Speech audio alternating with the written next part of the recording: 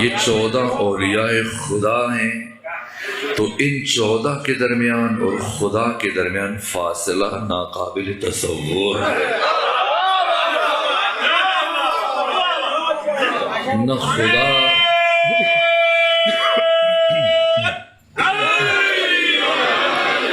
خدا اور ان 14 کے درمیان فاصلہ ہے، نہ ان 14 کے درمیان جیسے خود پیغمبر اسلام اور علی کے درمیان، علی اور حسن کے درمیان، یہ سب کے سب جب ولی ہیں تو فاصلے کا تصور نہیں، تو جب فاصلے کا تصور نہیں تو پھر بلا فصل کیوں کہا جاتا ہے؟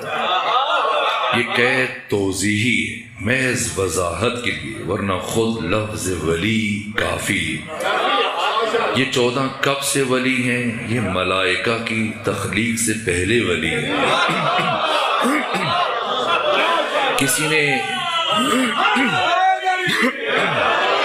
کسی نے امام شیشم سے پوچھا، چھٹے امام سے، حضرت ابو بصیر نے عرض کیا، فرزند رسول، کیا اہل بیت رسول آیت تطہیر کے نزول کے بعد پاک ہوئے کہ یہ آیت تطہیر 9 ہجری میں نازل ہوئی؟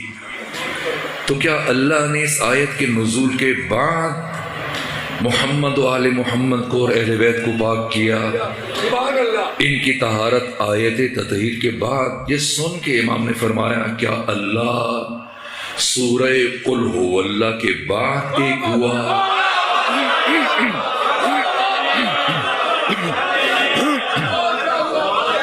اللہ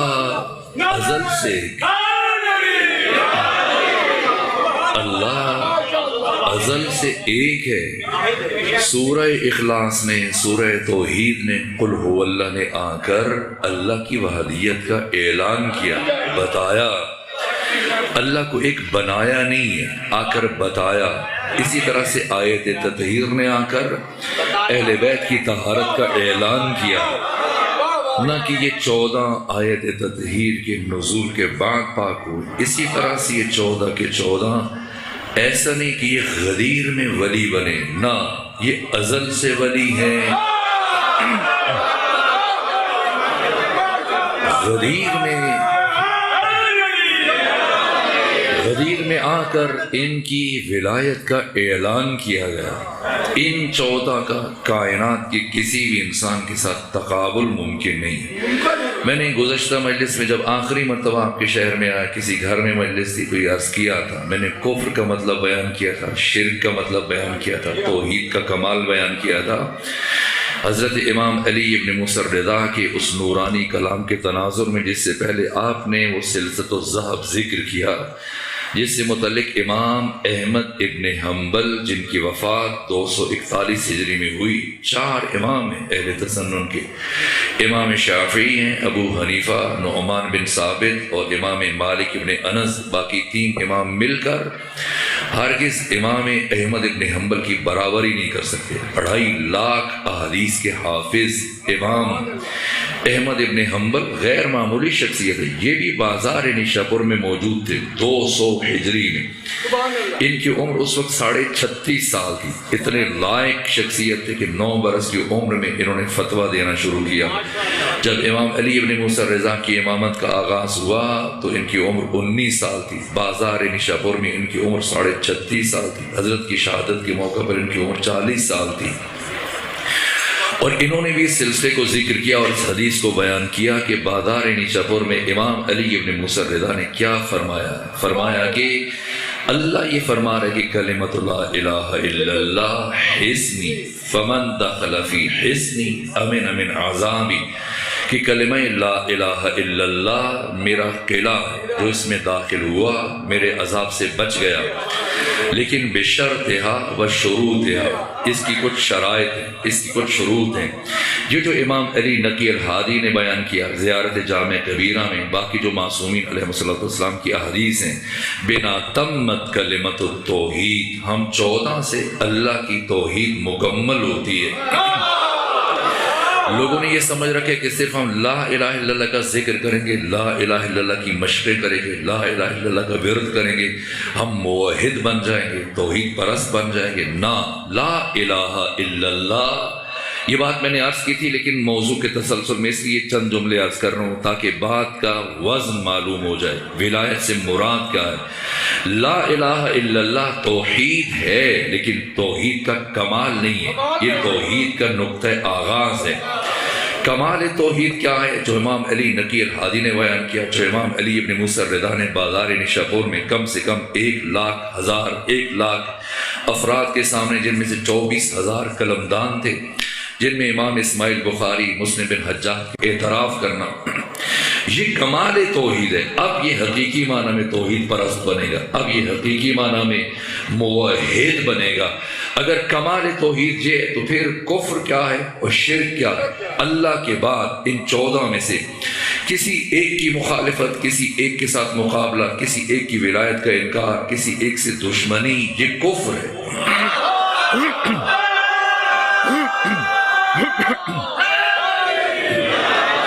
مکتب وہابیت کا بانی ابن تیمیہ، جس کی وفات 728 ہجری میں ہوئی، اس لیکن عجیب یہ پیغمبر نے بیان کیا ہے کفر کیا ہے، شرک کیا ہے۔ ان 14 کی ولایت کا اقرار، اظہار، اعتراف، یہ توحید کا ناگزیر تتمہ ہے، یہ توحید کا ناگزیر تکملہ ہے۔ توحید بام عروج تک پہنچتی ہے، بام کمال تک پہنچتی ہے جب اللہ کی وحدانیت کے بعد ان 14 کی ولایت کا اعتراف کیا جائے۔ تو کفر کیا ہے؟ اللہ کے بعد ان 14 میں سے کسی ایک کے ساتھ دشمنی، کسی ایک کی ولایت کا انکار، یہ شرک ہے۔ کسی کو ان 14 کی صف میں شامل کرنا، ان کے ساتھ برابری کی سطح پر لانے کی کوشش کرنا، نہ کوئی نبی آدم سے لے کر عیسیٰ تک ان 14 کی برابری نہیں کر سکتا ہے۔ یہ 14 ولایت تکوینی، ولایت تشریعی کے اعتبار سے ان 14 کی ولایت وہی ہے جو خود خدا کی ولایت ہے۔ ان 14 کی ولایت میں اور خدا کی ولایت میں کوئی فرق نہیں، صرف ایک فرق ہے کہ اللہ کی ولایت ذاتی ہے، اللہ کو کسی نے ولی نہیں بنایا، لیکن ان 14 کو اللہ نے اپنے فضل سے ولی بنایا۔ لیکن اس اختیار میں سے کوئی کچھ کم نہیں کیا، ان 14 سے مانگنا ایسا ہی ہے۔ یہ جملہ اہم ہے اس لیے میں تسلسل کے لیے اس کو عرض کر رہا ہوں۔ ان 14 سے مانگنا ایسا ہی ہے جیسے خود خدا سے مانگنا ہے، اس لیے کہ یہ 14 اللہ کی مشیت کے ظرف ہیں، اللہ کی رضا کے مظہر ہیں۔ یہ 14 خود ارادہ خدا ہیں، یہ 14 خود مشیت خدا ہے۔ یہ امام علی علیہ السلام نے بیان فرمایا، جسے علامہ مجلسی نے بہار کی 26 نمبر جلد میں بیان کیا، جسے امام جعفر صادق علیہ السلام نے بیان کیا کہ نحن واللہ مشیت اللہ، اللہ کی قسم ہم 14 مشیت خدا ہیں۔ ابھی میں عرض کروں گا، گفتگو کے اتصال کے لیے یہ جملے عرض کر رہا تھا، لیکن یہ ایک جملہ عرض کروں تو پھر آگے بڑھوں۔ ان 14 سے مانگنا ایسا ہی ہے جیسے خود خدا سے مانگنا ہے، کیونکہ خدا نے انہیں اپنی رضا کا مظہر قرار دیا ہے، اپنی عطا کا دروازہ قرار دیا۔ چاہے آپ خدا سے مانگیں، کوئی منع تو نہیں ہے، آپ خدا سے مانگ سکتے ہیں، خدا سے مانگنا چاہیے، خدا مدد کرتا ہے۔ آپ یا اللہ مدد کہیں یا اللہ مدد کہنا چاہیے، اور اللہ سے جب مدد مانگی جائے اللہ مدد کرتا ہے۔ اور اگر آپ یا نبی مدد کہہ دیں تب نبی بھی مدد کرتے ہیں، اسی طرح سے جیسے خدا مدد کرتا ہے۔ اور اگر آپ یا علی مدد کہیں، علی بھی مدد کرتے ہیں، اور ویسی مدد کرتے ہیں جیسے نبی مدد کرتے ہیں، جیسے خدا مدد کرتے ہیں، اس لیے کہ یہ اللہ کی مشیت کا ظرف ہے، آپ کی مرضی ہے، کوئی پابندی نہیں کہ آپ علی سے مانگیں، نہ آپ نبی سے مانگیں تب بھی مدد مل جائے گی، خدا سے مانگیں تب بھی مل جائے گی۔ آپ امام جعفر صادق سے مدد مانگیں تب بھی ملے گی، سیدہ زہرا سے مانگیں تب بھی ملے گی، امام زمانہ سے مانگیں تب بھی ملے گی، جس سے مانگے مدد مل جائے گی۔ خدا سے مانگیں تب بھی، نبی سے مانگیں تب بھی، علی سے مانگیں تب بھی، جس سے بھی مدد مانگیں مدد مل جائے گی۔ لیکن اگر کوئی بدبخت اپنے دل میں علی ابن ابی طالب کا بغض رکھتے ہوئے یا اللہ مدد کہے گا، اسے مدد تو نہیں ملے گی، لعنت یقیناً مل جائے گی۔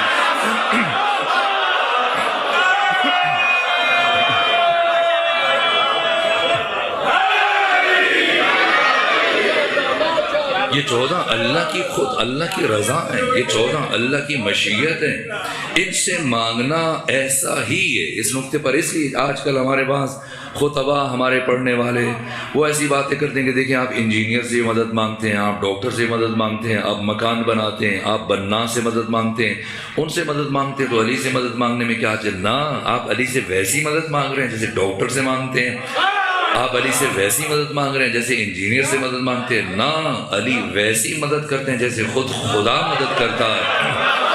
علی کی مدد اللہ کے عرض میں نہیں ہے، اللہ کے مقابلے میں نہیں ہے، علی کی مدد اللہ کے طول میں۔ یہ اختیار خود خدا نے عطا کیے، خود خدا نے اپنی مشیت کا دروازہ قرار دیا۔ یہ لفظ مشیت جو میں استعمال کروں یہاں سے آگے بڑھنے کے لیے، ہم میں اور آل محمد میں اس زاویے سے باقی انسانوں میں، انبیاء میں، ملائکہ میں، انسانوں میں اور ان 14 کے انوار میں کیا فرق ہے؟ جو اساسی فرق ہے، ہماری تخلیق کیسے ہوئی ہے، ملائکہ کی تخلیق کیسے ہوئی، انبیاء کی تخلیق کیسے ہوئی، اور ان 14 کی تخلیق کیسے ہوئی۔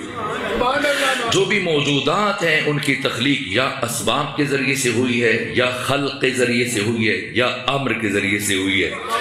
اسباب کے ذریعے سے مثلا جس طرح سے ہم انسان، اللہ نے ہمیں خلق کیا ہے اور ہمارے باپ آدم کو خلق کیا۔ جناب آدم کی تخلیق میں ہماری تخلیق میں فرق یہ ہے کہ اللہ نے جناب آدم کو مٹی سے بنایا لیکن ہمیں مٹی کے رس سے بنایا۔ اس لیے ہمارے لیے جب قرآن میں فرمایا کہ لَقَدْ خَلَقْنَا الْإِنسَانَ مِنْ صُلَالَةٍ مِّن طِينٍ، نہیں فرمایا کہ ہم نے انسان کو مٹی سے بنایا، فرمایا ہم نے انسان کو مٹی کے رس سے بنایا، مٹی کے جوہر سے بنایا، مٹی کے جوس سے بنایا، مٹی کے عرق سے بنایا۔ پروردگار، یہ مشینیں کہاں ہیں، یہ کارخانے کہاں ہیں جہاں مٹی کا رس نکالا جاتا ہے؟ آپ کی پنڈی بھٹیاں میں آپ نے ایسی مشین دیکھی ہے، ایسا کارخانہ جہاں مٹی کا رس نکالا جائے؟ ہمارے یہاں اسلام آباد میں تو کوئی ایسی مشین نہیں ہے، شاید آپ کے یہاں ہو، جوان نفی میں سر ہلانے کے نہیں ہے، لیکن آپ کے ہاں بہت مشینیں ہیں، بہت کارخانے ہیں، بہت ساری فیکٹریاں میں نے خود آتے ہوئے راستے میں دیکھی ہیں جن سے مٹی کا رس نکالا جا رہا ہے۔ یہ پودے، یہ درخت، یہ وہ مشینیں اور کارخانے ہیں جو دائماً زمین سے مٹی کا رس نکال رہے ہیں، مٹی کا رس کشید کر رہے ہیں، مٹی کا رس کھینچ رہے ہیں اور اس رس کو منتقل کرتے ہیں دانے میں۔ یہ سنترا، یہ سیب، یہ ناشپاتی، یہ آم، یہ آلو بخارا، یہ گندم، کھجور، جو، کشمش، یہ تمام اناج، یہ سارے پھل، یہ سارے غلے، یہ صلالۃ من طین ہے۔ یہ مٹی کا رس ہے، یہ مٹی کا جوہر ہے، یہ مٹی کا عرق ہے، یہ مٹی کا جوس ہے جس کو یہ پودے اور یہ درخت منتقل کرتے ہیں، زمین سے کھینچ کر اس دانے تک منتقل کر دیتے ہیں۔ پھر اس دانے کو انسان کھاتا ہے تو خون بنتا ہے، خون سے نطفہ، نطفہ سے علقہ، علقہ سے مضغہ، مضغہ سے عظام، ہڈیاں۔ پھر اللہ قرآن میں فرماتا ہے فَكَسَوْنَا الْعِظَامَ لَحْمًا، ہم نے ہڈیوں کے اوپر گوشت چڑھا دیا، اور 4 مہینے 10 دن میں انسان کا ڈھانچہ اس کی ماں کے بطن میں مکمل ہو جاتا ہے، اور جب مکان تیار ہوتا ہے پھر خدا روح کو بھیج دیتا ہے۔ روح کا تعلق عالم ملکوت سے ہے، جسم کا تعلق عالم ملک سے ہے۔ جسم مٹی سے بنا ہے، دوبارہ مٹی میں مٹی ہو جائے گا، لیکن روح کا تعلق عالم ملکوت سے ہے۔ روح ازلی نہیں ہے لیکن روح ابدی ہے، روح ہمیشہ سے نہیں ہے لیکن ہمیشہ رہے گی۔ جب اللہ نے روح کو منتقل کیا 4 مہینے 10 دن اللہ نے اس مکان کو، جسم کو بطن مادر میں رکھا، پھر 4 مہینے 10 دن جسم اور روح کا تعلق برقرار کیا بطن مادر میں، اور تقریباً 9 مہینے سے قریب بطن مادر میں رکھ کر اللہ نے اس مولود کو دنیا میں بھیجا۔ کیا ایک انسان کا اضافہ ہوا؟ نہ۔ یہ جملہ عرض کرنے کے لیے آپ کو زحمت دی کہ کیا جو بچہ دنیا میں آتا ہے یہ انسان پیدا ہوتا ہے؟ نہ۔ علامہ محمد حسین طباطبائی صاحب تفسیر المیزان نے سینکڑوں قرآنی آیات کا نچوڑ اور استفادہ بیان کیا، بار بار اس جملے کو تکرار کیا، اور وہ یہ کہ ہم انسان پیدا نہیں ہوئے بلکہ ہم انسان بننے کے لیے پیدا ہوئے۔ اب سمجھنا،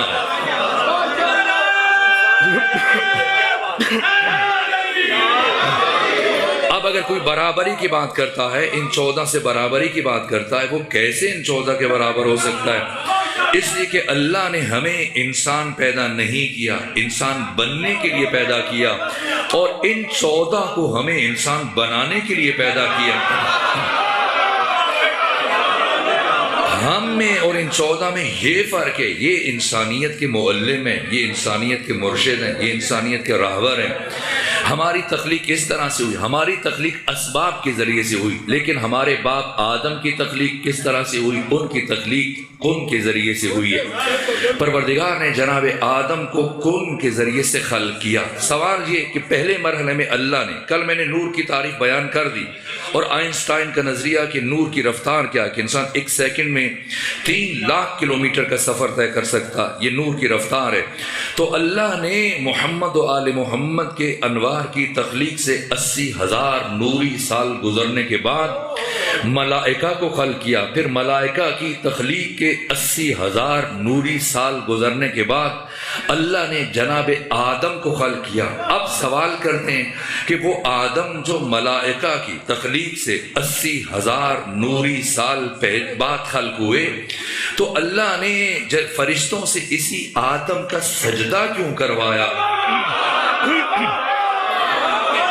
وہ جو خلقت میں جبرائیل، اسرافیل، عزرائیل، میکائیل، راحیل، یہ تمام فرشتے جو ہزاروں نوری سالوں سے اللہ کی بندگی میں مصروف ہیں، تو آدم تو ان فرشتوں کے سامنے بنا ہے، آدم کا پتلہ ان فرشتوں کے سامنے تیار ہوا، آدم کے پتلے میں بعد میں روح پھونکی گئی، تو پھر جناب آدم کو سجدہ کیوں ان کا سجدہ کروایا گیا؟ کسی فرشتے کو معبود کیوں نہیں قرار دیا گیا کہ اس کا سجدہ کیا جائے اور آدم سجدہ کریں؟ لیکن نہ، آدم کو سجدہ کروایا گیا، فرشتوں نے سجدہ کیا ہے۔ راز کیا ہے؟ اگر آپ نجف جائیں، جب بھی نجف جائیں، میں گیا جب پہلی مرتبہ گیا، 7 دن کے لیے مجھے نجف میں قیام کی سعادت ہوئی، 6 دن مجھے جرت نہیں ہوئی کہ میں امیر المومنین کے حرم تک آگے جا سکوں۔ وہ ہستی کے مالک اشتر نخعی جیسا جرنیل جن کے سامنے بات کرتے ہوئے کتنی دیر تک سوچتے تھے، علی جلال خدا کا مظہر تام، کس میں جرأت ہے کہ حضرت کے سامنے لب کشائی کر سکے؟ امیر المومنین، وہ ہیبت، وہ عظمت، وہ جلالت کہ خود مجھے 6 دن برابر میں ہمت نہ کر سکا، اور جب 7ویں دن گیا پھر صبح سے شام تک حرم میں گزارا، اور حرم کے اندر جتنی بھی عبارتیں میں بیٹھ کر پڑھتا رہا۔ یہ میرا مزاج عادت ہے، جس معصوم کے حرم میں جاتا ہوں کیا لکھا ہے، گنبد کے نیچے کیا لکھا ہے، زری کے اوپر کیا لکھا ہے، اطراف میں کیا لکھا ہے۔ آپ کو بھی پروردگار جو ابھی تک نہیں گئے، پروردگار انہیں یہ سعادت عطا فرمائے، زیارات کے لیے جائیں، نجف جائیں، اور جو جا چکے ہیں پروردگار انہیں دوسری مرتبہ توفیق دے، جب بھی جائیں اس فقیر کا یہ جملہ یاد رکھیے گا، جب حرم امیر المومنین میں جائیں، جب گنبد کے نیچے پہنچیں، زری کے قریب پہنچیں، تو ایک مرتبہ سر اٹھا کر مولا متقیان کی زری کے بالائی سمت نگاہ ڈالیے گا کہ کیا لکھا ہوا۔ یہ اشعار خود امام زمانہ سے منسوب ہیں۔ جو شعر لکھا ہوا ہے وہ راز، جس راز کی میں بیان کیا گیا کہ کیوں اللہ نے فرشتوں کو حکم دیا کہ آدم کو سجدہ کرے، آدم سے نہیں کہا گیا کہ تم کسی فرشتے کو سجدہ کرو، در حالی کہ فرشتے آدم کی تخلیق پر مقدم ہیں، 80,000 نوری سال پہلے خلق ہوئے۔ تو یہ شعر جب جائیں بالائی سمت، زری کے نیچے، زری کے اوپر، گنبد کے نیچے، یہ شعر درج ہے، میں نے بارہا جب بھی جاتا ہوں پڑھتا ہوں۔ لو لم یکن فی صلب آدم نورہ لما قیل قدما للملائکۃ اسجدوا، اگر اللہ نے آدم کے صلب میں علی ابن ابی طالب کے نور کو نہ رکھا ہوتا، لما قیل قدما للملائکۃ اسجدوا، تو اللہ کبھی بھی ملائکہ کو حکم نہ کرتا کہ آدم کو سجدہ کرو۔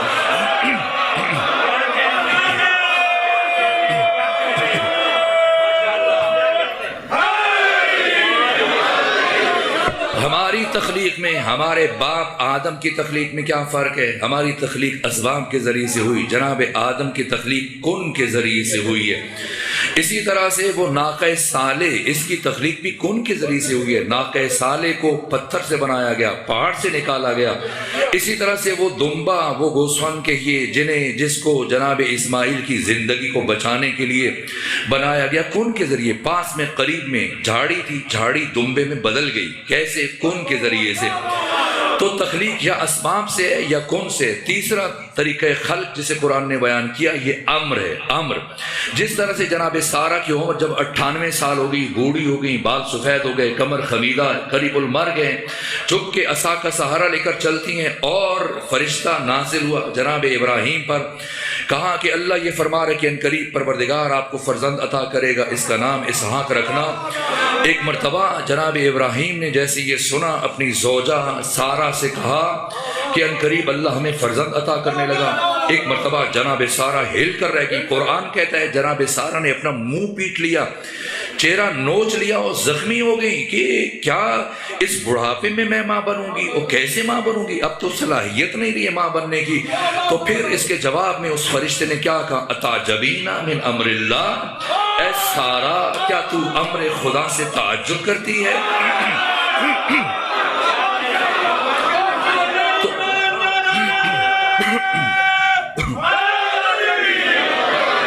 تو جناب اسحاق کی تخلیق عالم اسباب سے نہیں ہوئی ہے، کن کے ذریعے سے نہیں ہوئی، ان کی تخلیق امر کے ذریعے ہوئی، جسے قرآن بیان کر رہا ہے۔ خود جناب عیسیٰ قرآن فرما رہے فکانا امرم مقضیہ، یہ جناب عیسیٰ کی تخلیق اس طرح سے ہوئی۔ آئے سمجھیں کہ یہ 14 محمد و آل محمد اللہ نے ان 14 کے نور کو کیسے خلق کیا، اسباب کے ذریعے سے یا خلق کے ذریعے سے یا امر کے ذریعے سے۔ اب جبکہ پیغمبر اکرام اسلام فرما رہے ہیں اول ما خلق اللہ نوری، اللہ نے سب سے پہلے میرے نور کو خلق کیا، اللہ نے سب سے پہلے مجھے خلق کیا ہے۔ اگر ختمی مرتبت خلق اول ہیں، اگر ختمی مرتبت عقل اول ہیں، اگر ختمی مرتبت نور اول ہیں، تو پھر آپ کی تخلیق کیسے ہوئی ہے؟ جب پیغمبر فرما رہے کہ میں وہ جسے سب سے پہلے خدا نے خلق کیا، میں خلق اول ہوں، میں نور اول ہوں، میں عقل اول ہوں۔ اگر مانے کہ پیغمبر کی تخلیق اسباب سے ہوئی، پھر پیغمبر خلق اول قرار نہیں پا سکتے، وہ اسباب خلق اول قرار پائیں گے کہ جن اسباب کے ذریعے سے پیغمبر کی تخلیق ہو رہی ہے۔ اس لیے کہ جو اسباب جن کے ذریعے سے تخلیق ہو رہی ہے وہ مقدم ہیں، ان کے ذریعے سے آقا کی تخلیق ہو رہی ہے، حقیقت محمدیہ کی۔ جب میں محمد کہتا ہوں، ذات مصطفیٰ کہتا ہوں، تو مراد حقیقت محمدیہ ہے، مراد یہ 14 ہیں، اس لیے کہ حقیقت واحدہ جو اس آیت نور میں اللہ نے بیان کیا ہے، شجرہ مبارکہ زیتونہ، یعنی حقیقت محمدیہ۔ یہ حقیقت محمدیہ بسیطہ ہے، مجردہ ہے، لطیفہ ہے۔ اس حقیقت محمدیہ جو مجرد اور بسیط اور لطیف ہے، اس کے 14 فرد ہیں۔ کبھی یہ حقیقت محمدیہ ذات مصطفیٰ کی شکل میں ظاہر ہوئی، کبھی یہی حقیقت محمدیہ ذات علی ابن ابی طالب کی شکل میں ظاہر ہوئی، کبھی اسی حقیقت محمدیہ کو اللہ نے فاطمہ زہرا کی صورت میں ظاہر کیا، کبھی حسن کی شکل میں، کبھی حسین کی شکل میں۔ اب یہ حقیقت محمدیہ اس عالم ناسوت میں امام زمانہ عجل اللہ تعالیٰ فرج شریف کی شکل میں موجود ہے۔ تو کیا اس حقیقت محمدیہ کی تخلیق جو نور اول ہے، عقل اول ہے، خلق اول ہے، اسباب کے ذریعے سے ہوئی؟ اگر مان لیں کہ اسباب کے ذریعے سے ہوئی تو پھر وہ سبب خلق اول قرار پائے گا، پھر حقیقت محمدیہ خلق اول نہیں ہے۔ اگر آپ کہیں کہ امر کے ذریعے سے ہوئی تو اس امر کے متعلق کو تلاش کریں، تو جو امر کا متعلق ہے وہ خلق اول قرار پائے گا، نہ حقیقت محمدیہ خلق وہ عقل اول قرار پائے گی۔ اور اگر کہیں کہ کن کے ذریعے سے، تو پھر کن کو تلاش کیجئے کہ کسے کن کہا جا رہا ہے۔ ناقہ صالح کو اللہ نے پتھر سے خلق کیا، پتھر تھا تو اسے ناقہ اس کو کہا کہ ناقہ میں تبدیل ہو جاؤ۔ اور اسی طرح سے گوسفند جو بنا ہے اس جھاڑی سے بنا ہے، تو پہلے وہ جھاڑی تھی تب وہ گوسفند یا دمبے کی شکل میں بنی ہے۔ تو یہ کون کسے کہا جا رہا ہے؟ جسے کون کہا جائے گا وہ خلق اول ہوگا۔ تو پھر پیغمبر خلق اول نہیں قرار پا سکتے، درحالی کے آقا فرما رہے ہیں میں عقل اول ہوں، میں خلق اول ہوں، میں نور اول ہوں۔ تو پھر ماننا پڑے گا کہ آپ کی تخلیق نہ اسباب کے ذریعے سے ہوئی ہے، نہ خلق کے ذریعے سے ہوئی ہے، نہ امر کے ذریعے سے ہوئی۔ تو پھر کیسے ہوئی؟ خود خدا نے فرمایا کنتو کنزم مخفیہ، میں ایک چھپا ہوا خزانہ تھا، احببت لکی اعرف، میں نے چاہا کہ پہچانا جاؤں، فخلقت الخلق، تو میں نے مخلوق کو پیدا کیا ہے۔ تو پیغمبر اکرامی اسلام یہ 14 ان کا نور خود مشیت خدا ہے، ان کی تخلیق نہ اسباب سے ہوئی ہے، نہ خلق سے ہوئی، نہ امر سے ہوئی، ان کی تخلیق مشیت پروردگار سے ہوئی۔ یہ 14 خود اللہ کی مشیت کا تجسم ہے۔ یہ جملہ میں نے پہلے بھی عرض کیا تھا، لیکن آج پھر عرض کر رہا ہوں، اگر کسی نے سمجھنا ہو تو وہ جائے روز عاشور، جب حسین ابن علی میدان کربلا میں کھڑے، حر ابن یزید الریاحی آنکھوں پر پٹی باندھ کر بیٹے غلام کے ہمراہ جب حاضر ہوا اور پوچھا فرزند رسول کیا میری توبہ قبول ہو سکتی ہے؟ چاہے کسی پیر کے پاس چلے جائیں، کسی مرشد کے پاس چلے جائیں، اگر آپ اس سے کہیں کہ کیا خدا مجھے یہ عطا کرے گا، وہ تو کہے گا کہ میں دعا کروں گا اور خدا تمہارا مسئلہ حل کر دے گا، خدا تمہارے لیے آسانی فرمائے گا. لیکن نہ، سامنے حسین ابن علی ہیں. جیسی حر ابن یزید الریاحی نے عرض کیا، فرزند رسول کیا میری توبہ قبول ہو سکتی ہے؟ لبھائے حسینی میں جنبش پیدا ہوئی. فرمایا حر جا، اللہ نے تجھے معاف کیا.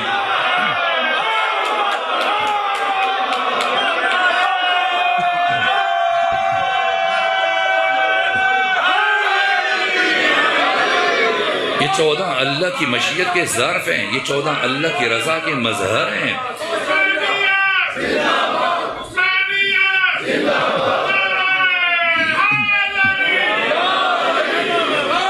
یہ 14 اللہ کی رضا کے مظہر ہیں.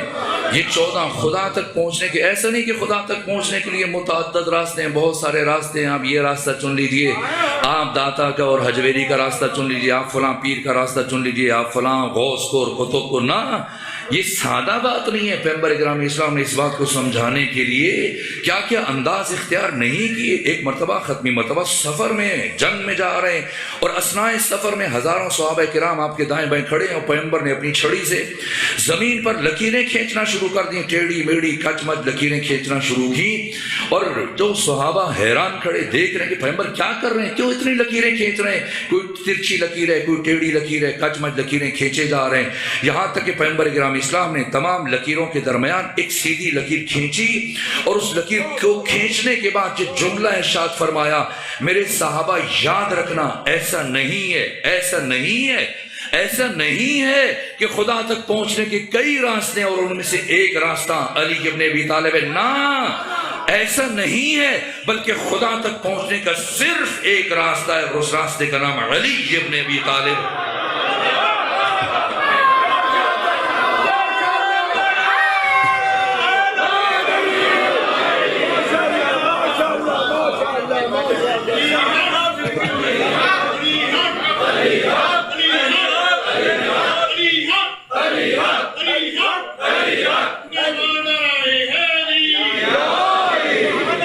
یہ 14 اولیاء خدا ہیں. میں آج چاہتا تھا کہ غدیر کو شروع کروں اور پھر کل نتیجہ دوں، لیکن میں دیکھ رہا ہوں کہ وقت ختم ہو رہا ہے، تو بس اب میں سمیٹوں گفتگو کو اور نتیجے تک لے جاؤں آج کی حد تک.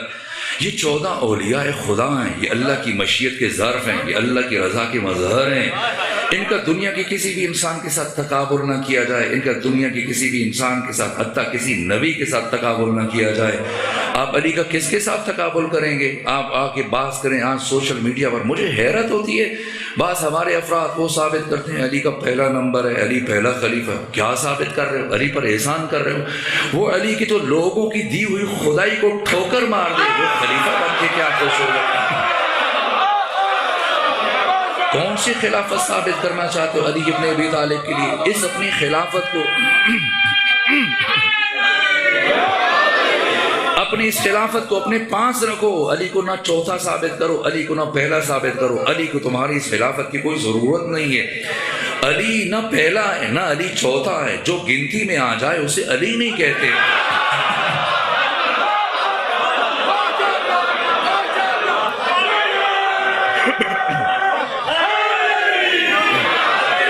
اللہ کو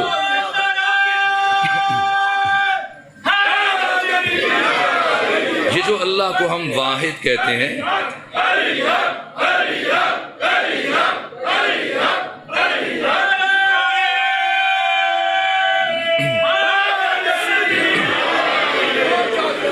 یہ جو اللہ کو ہم واحد کہتے ہیں، یہ معصوم نے بتایا. یہ جو خدا کو کہتے ہیں اللہ ایک ہے، ہم اپنے بچوں کو سکھاتے ہیں اللہ ایک ہے، اللہ واحد ہے.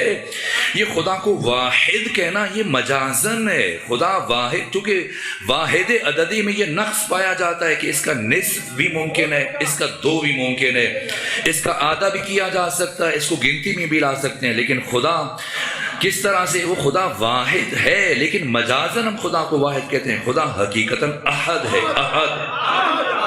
احد کا نہ نصف ممکن ہے، نہ اس کا 2 ممکن ہے، نہ یہ گنتی میں آ سکتا ہے. میرے عزیز بھائی ہیں، چھوٹے بھائی ہیں، عطا تراب، انہوں نے یہ شعر کہا ہے کہ وہ ایک ہو کے بھی ہم سے گنا نہیں جاتا، وہ ایک ہو کے بھی آگے عدد نہیں رکھتا. احد گنتی میں نہیں آ سکتا ہے.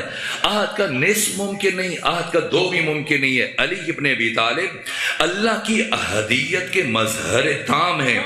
اللہ لیس کمثلہ شیء، یہ 14 مظہر لیس کمثلہ شیء یہ اللہ کی رحمت کے مظہر ہیں، یہ اللہ کی رضا کے مظہر ہیں، یہ اللہ کے علم کے مظہر ہیں، یہ اللہ کے جود و عطا کے مظہر ہیں، یہ اللہ کے کرم کے مظہر ہیں، اللہ کی صفات جلال و جمال کے مظہر تام ہیں۔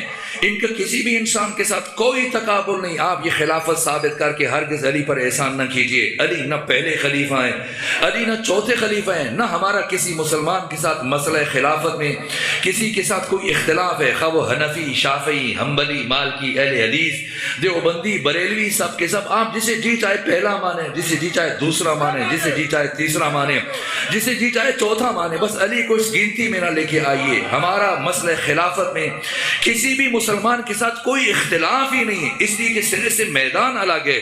جتنے مسلمان خلافت کی بات کرتے ہیں وہ اور ہے، ہم جس خلیفہ کی بات کرتے ہیں وہ اور ہے، باقی مسلمان جس خلیفہ کی بات کرتے ہیں وہ خلیفۃ المسلمین ہے، ہم جس خلیفہ کی بات کرتے ہیں وہ خلیفۃ اللہ فی الارضین ہے۔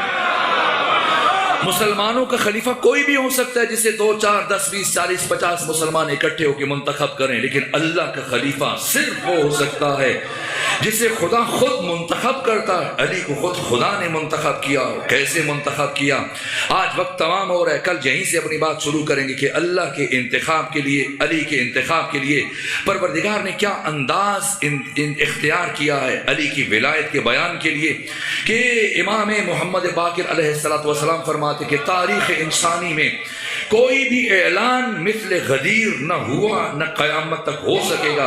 میں چاہوں گا غدیر کل ذکر کیا جائے، کل غدیر کو بیان کیا جائے، اور کل میں ذرا تفصیل سے آپ کے سامنے گفتگو کروں گا، اس لیے کہ 1 گھنٹے میں غدیر سے متعلق کچھ کہنا لب کشائی ہے اور پھر بات ادھوری رہ جائے گی۔ میں جتنا بات کو سمیٹوں، جتنا خلاصہ کروں، پھر بھی بات گھنٹے سے بڑھ جائے گی، لیکن کل میں آپ کو پہلے سے عرض کر رہا ہوں کہ گفتگو نسبتاً طولانی ہو جائے گی۔ یہ غدیر کا سمجھنا ناگزیر ہے، اس لیے کہ امام علی ابن موسیٰ رضا جیسے ہی آپ مدینے میں ماہ محرم کا آغاز ہوتا تھا، پاؤں سے جوتے اتار دیتے تھے، سر سے امامہ اتار دیتے تھے، آپ کی خوراک بدل جاتی تھی، آپ کا انداز بدل جاتا تھا، آپ کی داڑھی آنسوں سے بھیگ جاتی تھی، تو آپ کے اصحاب اور باقی افراد پوچھتے تھے فرزند رسول محرم کے لیے اتنا اہتمام کیوں کرتے ہیں؟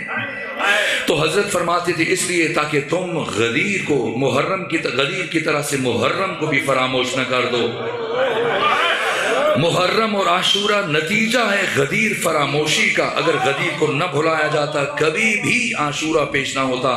اور اب عاشورہ اس لیے منایا جاتا ہے، عاشورہ کی یاد اس لیے منائی جاتی ہے تاکہ بشر دوبارہ سے غدیر کی طرف پلٹ سکے، جا سکے، سمجھنا ان دنوں میں کہ عاشورہ میں کیا ہوا، اور یہ وہ دن ہے جو قیامت کے دن ہے۔ عاشورہ حسینی سے 1000 گنا مشکل ایک دن ہے جو اب گزر رہا ہے۔ میرے عزیزو، روز عاشور حسین ابن علی جب رخصت آخر کے موقع پر آئے خواہر گرامی کے پاس، تو ثانی زہرا نے ایک عجیب کام کیا، کہنے لگی بھیا حسین میری خواہش ہے کہ آپ رخصت آخر کے موقع پر ہمارے درمیان سے گزریں۔ کیا کیا بی بی نے؟ ایک طرف یتیم بچوں کی صف بنائی، یتیم بچیوں کی صف بنائی، دوسری جانب بیوہ خواتین کی صف بنائی، ایک طرف خواتین ایک طرف بچے ہیں، اور کہا کہ بھیا حسین آپ ہمارے درمیان سے گزرتے ہوئے جائیں، ایک ایک بیوی کو ایک ایک بچے کو سلام کرتے ہوئے جائیں۔ یہ میں جب روایت پڑھی تو میں سوچا کرتا تھا ثانی زہرا نے یہ خواہش کیوں کی؟ مجھے اس کی دقیق وجہ سمجھ میں نہیں آتی تھی۔ پھر مرحوم اظہر حسن زیدی کی ایک گفتگو میری نگاہ سے گزری، انہوں نے بڑی خوبصورت مثال دی۔ کہا جب ایک مملکت کا سربراہ کسی سرکاری دورے پر دوسرے ملک جاتا ہے تو وہ میزبان آنے والے سربراہ مملکت کے اعزاز میں اپنی فوج کی سلامی پیش کرتا ہے، گارڈ آف آنر پیش کرتا ہے۔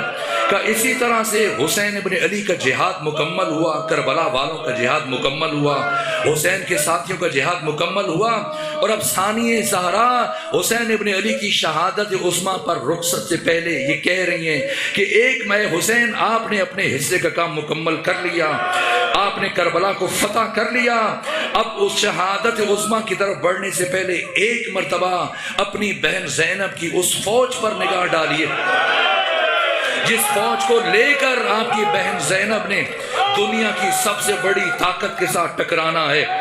ذرا اپنی بہن زینب کے سپاہیوں کو تو دیکھیے، اب جناب علی اکبر کی جگہ علی اکبر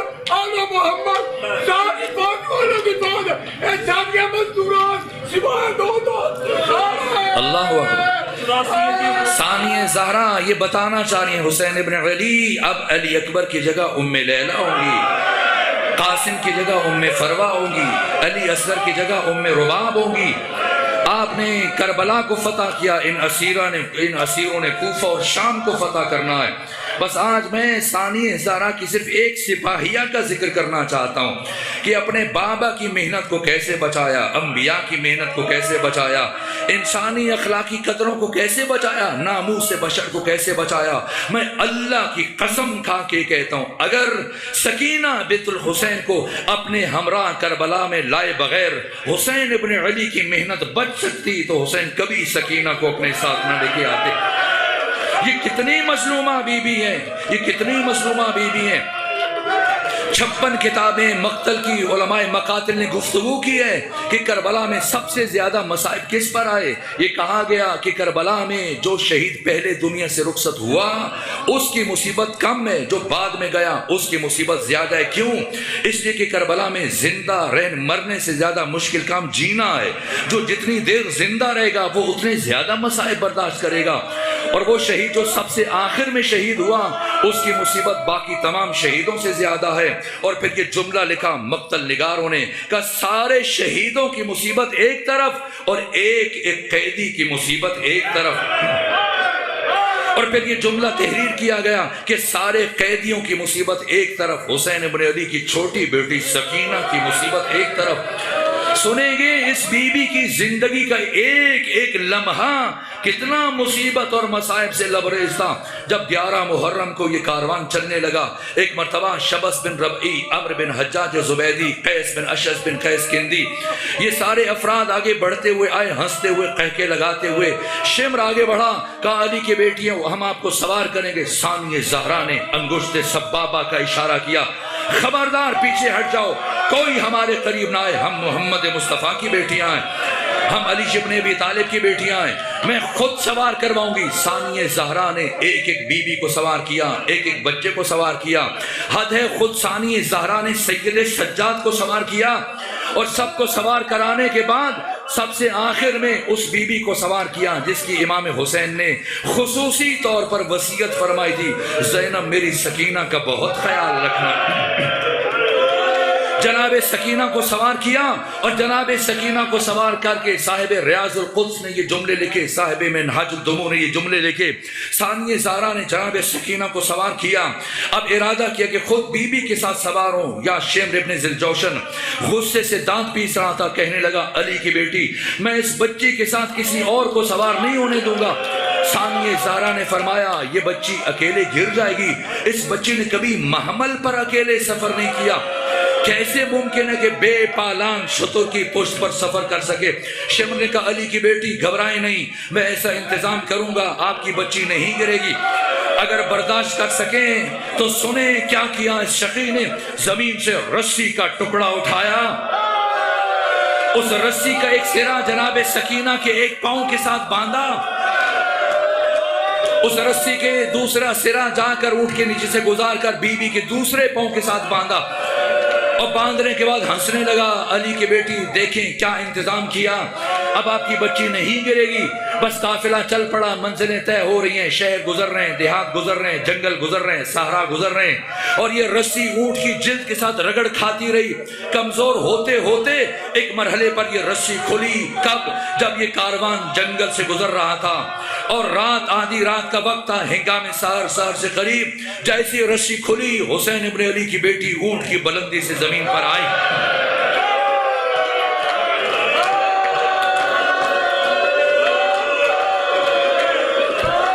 لیکن چونکہ تاریکی تھی، سناٹا تھا، سکوت تھا، کسی کو پتہ نہ چلا کیا حادثہ پیش آیا۔